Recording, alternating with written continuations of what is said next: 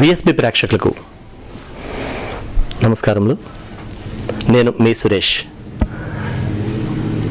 మీ VSB channel నూతనంగా ప్రారంభించిన నగర పోరు అంటే అతి త్వరలో మున్సిపల్ కార్పొరేషన్ ఎన్నికలు జరగనున్న నేపథ్యంలో అసలు రాజమండ్రికి ఏం కావాలి, ఏం ఉంటే బాగుంటుంది, దాంతోపాటుగా నగరం యొక్క పరిధి సుమారు 10 గ్రామాలను విలీనం చేశామంటున్నారు. అసలు వీటన్నింటిపై సీనియర్ రాజకీయ నాయకులు, మాజీ కార్పొరేటర్, వైఎస్ఆర్సీపీ పార్టీ నాయకులు బొంతా శ్రీహరి గారిని అడిగి వారి మాటల్లోనే అసలు ఈ ఎలక్షన్స్ పరిస్థితి ఏంటి, రాజమహేంద్రవరానికి ఏం కావాలి డెవలప్మెంట్కి, ఈ ఎలక్షన్ని ఉభయ పార్టీలు ఏ విధంగా తీసుకోబోతున్నాయి అనే విషయం మీద తెలుసుకునే ప్రయత్నం చేద్దాం. రాజమహేంద్రవర ప్రజలకు, పౌరులకు నమస్కారములు. నా పేరు బొంతా శ్రీహరి. ఈ రోజున విఎస్బి ఛానల్ వారు నగరపోరు అనే కార్యక్రమాన్ని నిర్వహించడం, దానికి సురేష్ గారు నన్ను అభివృద్ధి మీద కొన్ని క్వశ్చన్స్ చేయబోతున్నారు.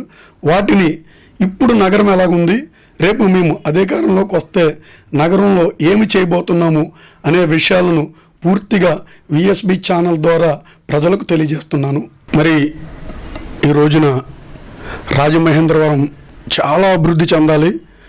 ఎందుకనంటే నగరానికి జరిగినటువంటి 3 కార్పొరేషన్ ఎలక్షన్స్లో కూడా టీడీపీ మేయరే అధికారంలో ఉండడం, అయితే పేరుకు మేయర్లు వాళ్ళ వెనకాల రిమోట్స్ వేరే వాళ్ళు నడపడం వల్ల స్వచ్ఛందంగా కానీ స్వేచ్ఛగా కానీ మేయర్లు ఈ నగరాభివృద్ధికి ఎటువంటి నిర్ణయాలు కానీ నిర్ణయాధికారాలు లేని ఓ రబ్బర్ స్టాంపు లాంటి మేయర్సు ఈ నగరాన్ని ఏలడం, అది అన్నిటికీ మించి ముగ్గురు కూడా ఏ రాజకీయ పరిజ్ఞానం కానీ, ఈ నగరం మీద పట్టు కానీ, ఈ నగరానికి ఏమి అవసరం, ఏది ఎక్కడ ఉండాలి, ఏది ఉండకూడదు అనే దాని మీద స్వీయ పరివేషణ లేకపోవడం, వాళ్ళ భర్తలు కానీ లేకపోతే స్వర్గీయ చక్రవర్తి గారైతే చనిపోయారు కనుక ఆయన ఈ ఊరి పౌరుడు కాకపోవడం వల్ల 3 సార్లు కార్పొరేషన్ గెలిచినప్పటికీ కూడా నగరానికి వాళ్ళు చేసింది లేదు, తెచ్చింది లేదు. జనరల్ ఫండ్స్ ఏమైతే ఉంటాయో 13 ఫైనాన్స్ లేకపోతే ఇలా మున్సిపల్ కార్పొరేషన్ ఫైనాన్స్ లేకపోతే లోకల్ కార్పొరేషన్ బడ్జెట్ ద్వారా వచ్చే డెవలప్మెంట్స్ తప్ప మేయర్స్గా వీళ్ళు ఏమీ సాధించింది లేదు. దురదృష్టవశాత్తు ఆనాడు కాంగ్రెస్ పార్టీ రాష్ట్రంలో కానీ దేశంలో కానీ హస్తగతాన్ని చేసుకుంది. రాష్ట్రాన్ని, దేశాన్ని, రాజమహేంద్రవరాన్ని మాత్రం చేసుకోలేదు. ఈసారి మొట్టమొదటిగా అంటే 2014లో మేము పోరుబరిలో నుంచున్నప్పటికీ కూడా అప్పుడు కూడా తెలుగుదేశం మేయరే విజయం సాధించడం, మేము సాధించలేకపోవడం, కొద్దిమందికి మినిమం ఒక 8 మందికి మాత్రమే ఈ నగర ప్రజలు వైసీపీ కార్పొరేటర్లుగా అవకాశం ఇచ్చారు.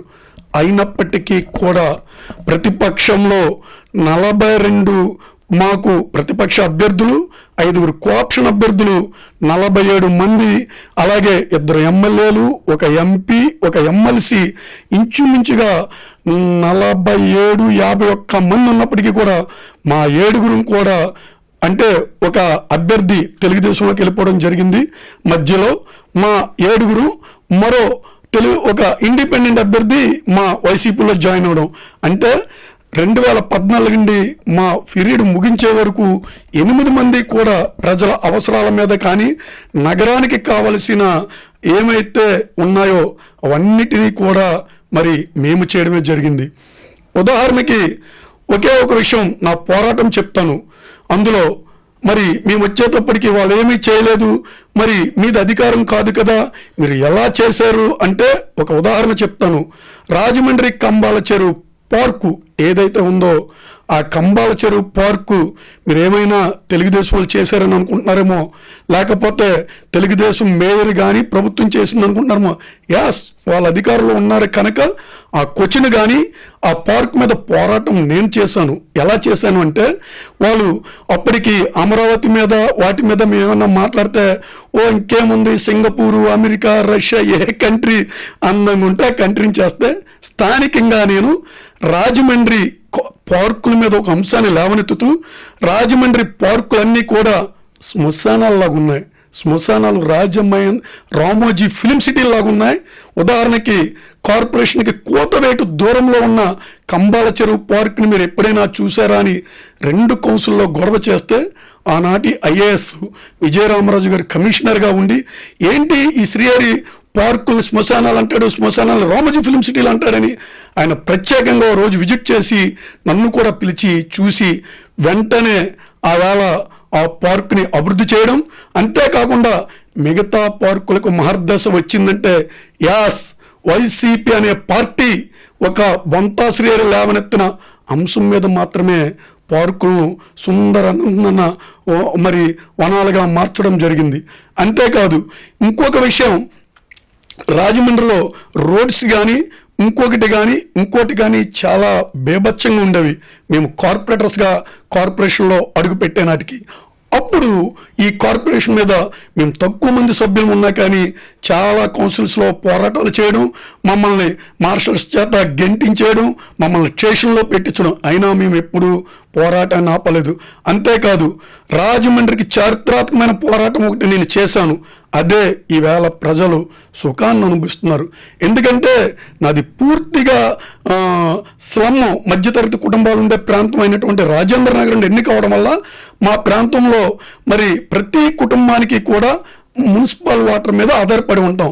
అంటే మున్సిపాలిటీ ఆవిర్భవించిన నాటి నుంచి కూడా ట్యాప్ ఇస్తారు, ఒక ఇంటి పన్నుకి ఒక కుళాయి ఇస్తారు. కానీ ఇక్కడ 2 పోర్షన్లు 3 పోర్షన్లు లేకపోతే కిందన ఒకలో పైన ఒకలో ఉంటే, నేను టెక్నికల్గా ఒక విషయం మీద 2 కౌన్సిల్లో పోరాడాను. ఏంటి అంటే, ఒక హౌస్ 2 పోర్షన్లు ఉంటే, ఒక పోర్షన్లో తల్లిదండ్రులు, ఒక పోర్షన్లో అత్తాకోడళ్ళు, ఒక పోర్షన్లో అమ్మా నాన్నలు ఉంటే ఆ కుళాయి సరిపోయేది కాదు. అప్పుడు నేను దానికి ఒక ఎగ్జాంపుల్గా ఎలక్ట్రికల్ డిపార్ట్మెంట్ తీసుకొని ఒక ఇంటి పన్ను మీద 3 కనెక్షన్స్ 3 సర్వీసులు కాలితే 3 మీటర్లు ఇస్తున్నారు, 3 ఫ్లోర్లు అంటే 3 సర్వీసులు 3 మీటర్లు ఇస్తున్నారు. మరి మన మున్సిపల్ వాటర్ ఎందుకు సింగిల్ ట్యాప్ ఇస్తున్నారని 2 కార్పొరేషన్లో పోరాడితే ఇవాళ రాజమండ్రి ప్రజలందరికీ కూడా చక్కటి సౌకర్యాన్ని కానీ ఆ చక్కటి సుఖాన్ని కానీ ఇవ్వగలిగాము అంటే మా వైఎస్ఆర్సీపీ పార్టీ మాత్రమే. అంతేకాదు టీడీపీలో ఇంటి పన్నులు పెంచినప్పుడు కానీ, లేకపోతే కుళాయి పన్నును డబల్ చేసినప్పుడు కానీ మేము పోరాడాం. అయినప్పటికీ కూడా అధికార ప్రభుత్వం వారిది కనుక ఈ ప్రజల మీద పన్నుల భారాన్ని చాలా బలంగా వేశారు. కాకపోతే అప్పుడు మాకు బలం లేకపోవడం వల్ల ఆ విషయంలో మరి మేము తగ్గామని ప్రజలకు వివరించాలా, లేకపోతే మా బలం చాలదని వివరించాలో నాకు తెలియదు. కానీ దురదృష్టవశాత్తు రాజమండ్రి ప్రజల మీద అయితే పన్నుల భారం చాలా అధికంగా పడింది. అయినా ఉదాహరణకు ఒక ట్యాప్స్ కానీ లేకపోతే పార్క్లే కాదు, ఇంకొకటి ఆనాడు స్కూల్స్ మీద కూడా మరి మేము పోరాడడం జరిగింది. ఈరోజు ఆ స్కూల్స్ అంటే జగన్ గారు వస్తారు, మరి నాడు నేడులో ఇంత అద్భుతమైన కార్పొరేట్ స్కూల్స్కి ధీటుగా తయారవుతాయని మాకు అంత నాలెడ్జ్ లేదు. కానీ పాడైపోయిన స్కూల్స్ని బాగు చేయను, కార్పొరేట్ స్కూల్స్కి తగ్గట్టుగా చక్కటి టైల్స్, లేకపోతే సీలింగ్స్, లేకపోతే వాళ్ళకి టాయిలెట్స్ మంచివి, అంటే ఇంత నాలెడ్జ్ లేకపోయినా అప్పుడు పరిస్థితుల రీత్యా మేము కొన్ని కోరడం జరిగేది. ఏనాడు కూడా స్కూల్స్ మీద కానీ విద్యా సంస్థల మీద కానీ కార్పొరేషన్ను ఈ తెలుగుదేశం అధికార పార్టీ వారు ఎప్పుడూ పెట్టలేదు. ఇవాళ గర్వంగా ఆనాడు రాజమండ్రి నగరంలో మేము అడిగిన దానికి ప్రజలకు చేయలేకపోవచ్చు. కానీ ఈవేళ రాష్ట్రంలో జగన్మోహన్ రెడ్డి అనే ఓ గొప్ప అద్భుతాలు సృష్టించే నాయకుడు, అభివృద్ధిని ఆకాంక్షించే నాయకుడైనటువంటి మా నాయకుడని గర్వంగా చెప్పుకునే జగన్మోహన్ రెడ్డి గారు సీఎం కావడంతో నాడు నేడుతో నా ఒక్క వార్డో లేకపోతే రాజమండ్రి కాదు, రాష్ట్రంలోనే స్కూళ్ళు ఇవాళ చూడండి రాజభవనాలుగా, ఇంద్ర భవనాలుగా, మరి మెట్రోపాలిటన్ సిటీస్లో ఉండే కార్పొరేట్ స్కూల్స్ను తలదన్నేలాగా చేయడం జరిగింది. ఆ వేళ మా పోరాటం ఫెయిల్ అవ్వచ్చేమో కానీ ఈవేళ మా ప్రభుత్వం చేపట్టడం జరిగింది. అంతేకాదు పెన్షన్స్ ఏదైనా సరే ఒక వృద్ధుడికి ఇవ్వాలంటే 66 సంవత్సరాలు అంటే 66 ఇయర్స్ కంప్లీట్ అవుతే కానీ ఇవ్వలేని స్థితి. అప్పుడు కూడా మేము అడిగేవాళ్ళం, అప్పుడు ఎంతో కాదు 65 వచ్చి ఒక నెల 2 నెలలు ఉన్నా కూడా కనీసం కార్పొరేటర్లుగా ఆ వృద్ధుల బాధల కోసం ఎగ్జామ్ చేయమని అడిగేవాళ్ళం. ఖచ్చితంగా 60 ఇయర్స్ ఉంటాయి కానీ ఇచ్చేవారు కాదు. మరి ఈవేళ జగన్మోహన్ రెడ్డి గారు 60 సంవత్సరాలకే పెన్షన్స్ ఇచ్చే విధానం ఉంది. అప్పుడు సంవత్సరం ఒకసారి 2 సార్లు ఈ పెన్షన్స్ తీసుకుంటున్న వాళ్ళు మరణిస్తే తప్ప వాళ్ళ ప్లేసుల్లో ఇతరులను ఫుల్ఫిల్ చేసేవాళ్ళం కాదు. మరి ఈ ప్రభుత్వంలో ప్రతి నెల పెన్షన్స్ పెట్టుకుంటే ఖచ్చితంగా ఆ తర్వాత నెల 60,000 లెక్క 60 సంవత్సరాలే కాకుండా మరి చేనేత కార్మికులు కానీ, దింపు కార్మికులు కానీ, ఎస్టీలకు కానీ 45 నిండిన కొన్ని వర్గాలకు కూడా పెన్షన్లు ఇవ్వడం మరి ఇది మరో అద్భుతం. ఈ దేశంలో ఈ నగర ప్రజలకు మరో గొప్ప అవకాశం అది. ఇంకొక విషయం చెప్పాలి అని ఆలోచిస్తే మరి ఎన్నో విషయాల మీద పోరాడినప్పుడు నా వార్డులో వడ్డీల వీధి అని ఒక వీధి ప్రత్యేకంగా ఉంటుంది, రాజేంద్ర నగర్లో పిలుస్తాం. కానీ అది సెంట్రల్ జైలు గోడ వారిన ఉండడం వల్ల అది మరి 80 అడుగుల రోడ్డు అని చూపించబడి ఉండేది మాస్టర్ ప్లాన్లో. నా ముందు చాలామందికి అడగడం, కానీ ఒకానొక టైంలో ఈ వార్డులు ఇవాళ ఏమైతే కార్పొరేషన్ పరిధిలో ఉన్న మా వార్డులు ఉన్నాయో అప్పుడు ఇవి కరీం నియోజకవర్గంలో ఉండేవి. అప్పుడు అక్కడ ప్రజలు అందరూ కూడా మరి మహానేత మరి జనయోధుడు జక్కంపూడి రామ్మోహన్ రావు గారి దృష్టికి తీసుకెళ్ళినప్పుడు మరి జక్కంపూడి రామ్మోహన్ రావు గారు స్వయంగా ఆ వీధికి వచ్చి మరి ఇప్పటికి అక్కడ పెద్దమ్మకు అది ఒక పెద్ద విరోచిత పోరాటంగా చెప్పడం జరుగుద్ది. 2 కేకలు అధికారుల మీద వేశారట. ఇవి ఎలా పరగొడతారు, పక్కాగా ఉన్నవి అని చెప్తే మరి ఆ మహానాయకుడు మరి నోటి మాటే ఆ వేళ ఓ రాజముద్రగా మిగిలి అదే ఒక చట్టం చేయబడినట్టు ఆ వీధి జోలికి రాకుండా ఆగిపోవడం. అయినప్పటికీ కూడా మరలా నేను కార్పొరేటర్ అయినప్పుడు మాస్టర్ ప్లాన్ రివైజ్ చేసినప్పుడు మరలా 80 అడుగుల రోడ్డు పెట్టేపోతే అప్పుడు పెద్దలు నాకు జక్కంపూడి రామ్మోహన్ రావు గారి పోరాటాన్ని చెప్తే ఆ స్ఫూర్తిని తీసుకొని మరి నేను రామ్మోహన్ రావు గారిలాగా నా మాటను వేదంలా శాసించలేని కనుక కార్పొరేషన్లో పోరాడి మరి సెక్రటరీకి వెళ్ళి ఆనాడు సిఎస్ ప్రసాద్ గారు కానీ, ఆనాడు మా పార్టీలో ఉన్నటువంటి ఆనాటి మా పార్టీ డిప్యూటీ ఫ్లోర్ లీడర్ గారు అయినటువంటి నెహ్రూ గారు సహాయ సహకారాలు తీసుకొని పూర్తిగా వడ్డీల వీధులు ఉన్నటువంటి 80 అడుగుల రోడ్డుని తీసివేసి యాడ్వర్ పొజిషన్ అంటే ఈవేళ ఆ రోడ్డు ఎలా ఉందో అలాగా ఉండేలాంటి చేయగలిగాను. అంటే మరి ఈరోజు ఇప్పుడు ఆ గోడవారాట్లకు అప్పుడు ప్లాన్స్ ఇచ్చేవారు కాదు. ఈవేళ నా ప్రజలు ఖచ్చితంగా ఆ వడ్డీల వీధిలో ఉన్నటువంటి 80 అడుగుల రోడ్డును తీసేయడం మాస్టర్ ప్లాన్ నుంచి మరి ఆ రోడ్లు ఉన్నటువంటి ఇళ్లకు ప్లాన్ ఇవ్వడం జరుగుతుంది. అంతేకాకుండా మరి గొప్పగా చెప్పుకునే తెలుగుదేశం వారు ఎప్పుడు వాళ్ళే స్థానికంగా ఉండేవారు. నా ప్రాంతంలో మరి 3 ఫేజ్ కరెంటు కొన్ని వీధులకు మాత్రమే ఉండేది.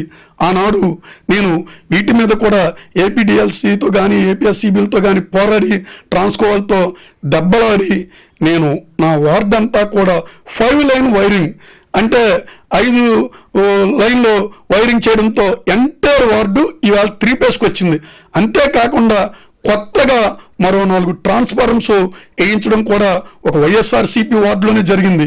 మరి అంతేకాకుండా రోడ్స్ కొన్ని రోడ్లు ఇంత అర్బన్ సిటీలో ఉన్నటువంటి రోడ్స్ కూడా మరి తుమ్మలాము ఆర్యాపురంలో ముంపుకు గురవడం అంటూ జరిగితే అక్కడ ప్రజలు అంటే ఈ నీరంతా గోదావరికి వెళ్ళాలి కనుక ఆ ప్రాంతాలు మునిగేవి. కానీ నా వార్డులో చక్కగా ఉన్న రోడ్లు కూడా లేకపోతే నేను ఆనాడు కౌన్సిల్లో పోరాడి ఆ రోడ్లను హైట్ చేయడం, డ్రైనేజీ సిస్టమ్ని చక్కగా ఉండేలాగా చేయడం జరిగింది.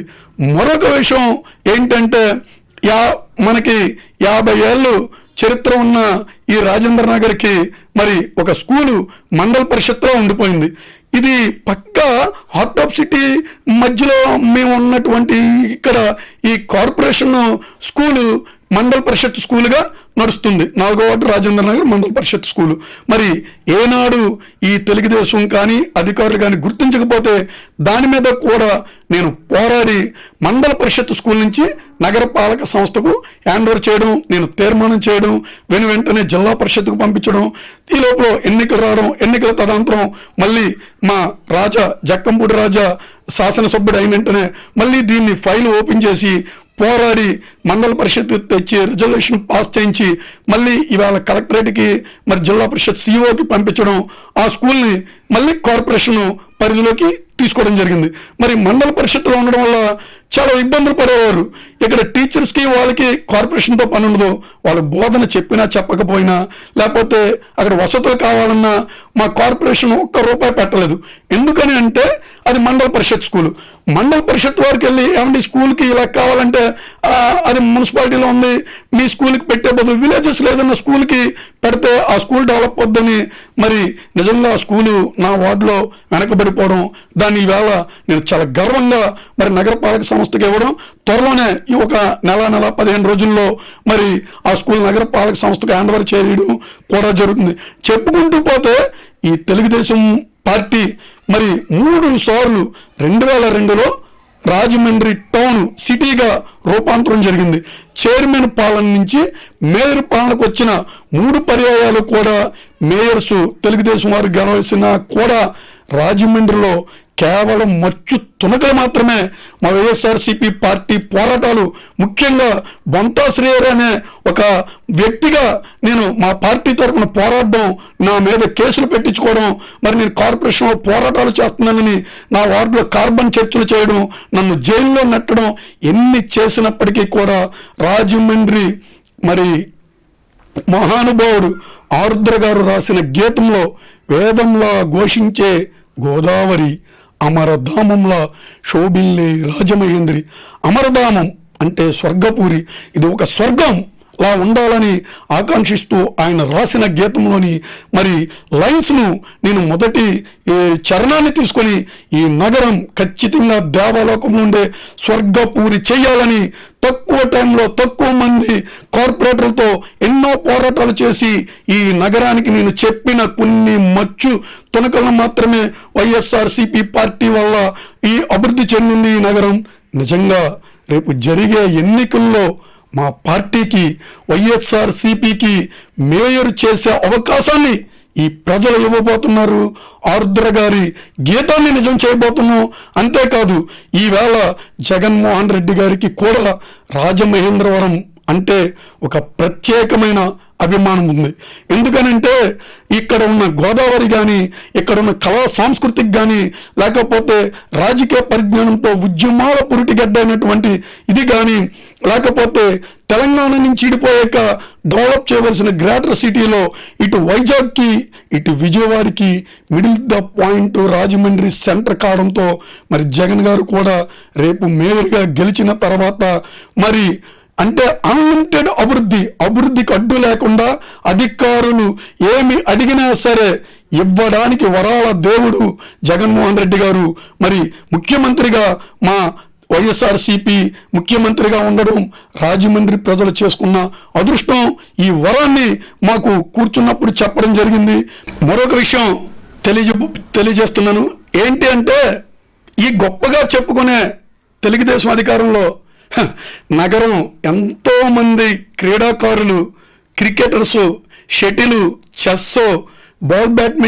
బ్యాడ్మింటన్, బాస్కెట్బాల్ లాంటి ప్లేయర్సు జిల్లా నుంచి రాష్ట్రం నుంచి నేషనల్కు ఎన్నికవుతూ రాజమహేంద్రవరం కీర్తిని మరి దేశ నలుమూలలో చాటుతూ ఉంటే తెలుగుదేశం వారికి గుర్తులేదండి. ఈ నగరానికి ఓ చక్కటి స్పోర్ట్స్ అండ్ గేమ్స్ స్టేడియం నిర్మించాలని ఇప్పుడు చెప్తున్నాను.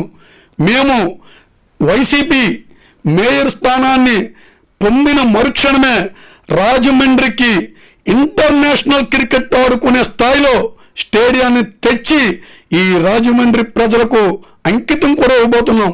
ఇది నగర ఎన్నికలు జరిగి మేయర్గా అడుగెట్టిన మరుక్షణం మొదటి తీర్మానంలోనే ఓ చక్కటి స్టేడియంని తెచ్చి ఇవ్వబోతున్నాం కూడా అని తెలియజేయడానికి కూడా నేను గర్వపడుతున్నాను. మేము మేయరు పీఠాన్ని ఖచ్చితంగా జక్కంపూడి కుటుంబ సహాయ సహకారాలతో మేయర్ని గెలవబోతున్నాం. గెలిచిన తర్వాత ఈ రాజమండ్రి ప్రజలకు మరి దేశంలో ఉన్న మెట్రోపాలిటన్ సిటీస్ టూరిస్ట్ సిటీస్గా చూడడానికి ప్రజలు వెళ్తుంటారు. కానీ దేశంలో నలుమూలల నగర ప్రజలు రాజమండ్రిని చూడడానికి డెవలప్ చేసే విధంగా మాలాంటి వాళ్ళం మరలా రేపు కార్పొరేషన్కి వెళ్ళబోతున్నాం. ఆ కార్పొరేషన్లో ముందే చెప్పాను, అన్లిమిటెడ్ అభివృద్ధికి అడ్డు అదుపు లేని ఇది గోదావరి. వరద వచ్చిన గోదావరిని చూస్తారేమో కానీ అభివృద్ధి వచ్చిన గోదావరిని చూడలేదు. రేపు జరగబోయే మేయర్ ఎన్నికల్లో ఒక ఉప్పనిలాగా ఒక వరద గోదావరిలా అభివృద్ధి జరుగుతుంది. అంతేకాకుండా టూరిజం స్పాట్స్ మనకి నగరానికి ఒక వారన చక్కటి గోదావరి ఉంది. అసలు టూరిజం అనేదే లేకుండా పోయింది. ఈ గోదావరిని పెట్టుకొని టూరిజాన్ని డెవలప్ చేస్తాం. మరి రాజమండ్రికి 4 కిలోమీటర్లు లాలా చెరువు ఎండ్ పాయింట్కి వచ్చేటప్పటికి చక్కటి సహజ వనరులైనటువంటి అడవులు కూడా రాజమండ్రి సిటీలో ఆనుకొని ఉన్నాయి. ఆ అడవులకి కూడా అందమైన అభివృద్ధి, అడవులు పర్మిషన్ల ప్రకారంగా మరి జూసు అంటే ఇప్పుడు జూలకు పర్మిషన్ అవ్వట్లేదు కానీ క్యూరేటర్స్ ఈ సెంటర్స్గా తీసుకొని జంతు ప్రదర్శనలకు కానీ లేకపోతే చక్కని ఎయిర్పోర్ట్ ఉంది. చెప్పుకుంటూ పోతే గోదావరి మీద మరి నిరుపయోగంగా ఉన్నటువంటి హెవలాక్ బ్రిడ్జి ఏదైతే కాటన్ దొర గారు నిర్మించి ప్రస్తుతం వాడుకలో లేకుండా పెట్టేయడం జరిగిందో ఆ బ్రిడ్జిని ఒక అద్భుతమైన టూరిజం స్పాట్గా రివర్పై మా ఒక్క రాజమండ్రి ప్రజలకే కాదు రాష్ట్ర ప్రజలకు తీర్చిదిద్ది రాష్ట్ర ప్రజలకు జగన్మోహన్ రెడ్డి గారు తో అంకితం ఇవ్వబోతున్నాం. మేము కార్పొరేషన్లో అడుగు పెట్టిన మరుక్షణమే, లేకపోతే అవసరమైతే మా పెద్దలు జక్కంపూడి రాజా గారు కానీ లేకపోతే మా ఇన్ఛార్జ్ అయిన వైవి సుబ్బారెడ్డి గారు కానీ కృష్ణదాస్ గారు కానీ నగర కోఆర్డినేటర్ శివరామ సుబ్రహ్మణ్యం గారు కానీ అలాగే మాజీ శాసనసభ్యులుగా మా పార్టీ ఉన్నటువంటి ఆకుల సత్యం గారు ఇంతమంది సీనియర్ లీడర్స్ ఎవరైతే ఉన్నారో వీళ్ళందరితో కలిపి ఈ జక్కంపూడి రాజా గారితో మేము తీసుకొని ఈ నగరాభివృద్ధికి మరి ప్రణాళికలు మేమే, ఎందుకంటే ఇక్కడే పుట్టాం ఇక్కడే పెరిగాం. అధికారులు అనేవాళ్ళు వస్తారు, 2 సంవత్సరాలు ఉంటారు, వెళ్ళిపోతారు. కానీ ఇక్కడే పుట్టి పెరిగిన నాయకులతో రేపు కార్పొరేషన్లోకి వెళ్ళబోతున్నాం. కాబట్టి ఈ నగరాన్ని ఓ అందమైన సుందర నగరంగా తీర్చిదిద్ది ప్రజలకు గిఫ్ట్ ఇస్తున్నాం. ఇది ఖచ్చితంగా 100కి 100 రూపాయలు ఒక సామాన్య కార్పొరేటర్ చేసిన బొంతా శ్రేయరి ఈ నగరానికి హామీ ఇవ్వడం ఏంటి అనుకుంటున్నారేమో. ఇది నా హామీ కాదు, జక్కంపూడి కుటుంబం నుంచి జగన్మోహన్ రెడ్డి గారి తరపున ప్రతినిధిగా నేను ఇవ్వబోయే హామీ. కనుక ప్రజలు మా వైఎస్ఆర్సీపీకి పట్టం కట్టవలసిందిగా ప్రజలను విఎస్బి ఛానల్ సురేష్ గారి ద్వారా మరి ఈ నగర పోరులో పిలుపునిస్తున్నాను. మీ అందరికీ మరొక్కసారి నగరాభివృద్ధికి వైఎస్ఆర్సీపీ మేయర్ పట్టాన్ని కట్టమని కోరుకుంటున్నాను. మీ Bonta Srihari.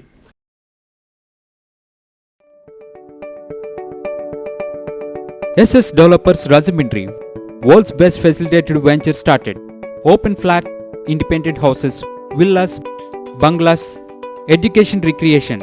SS Developers very spacious atmosphere. Our project amenities: clubhouse, swimming pool, gym, indoor games, restaurant, lounge areas, library, RO plant, kids corridor. SS Developers 100% Vastu, 24/7 security with CC cameras. SS Developers, we make your dream comes true. Let's hurry, book your flats now. Contact SS Developers Rajamindri. Visit at www.ssdevelopers.net.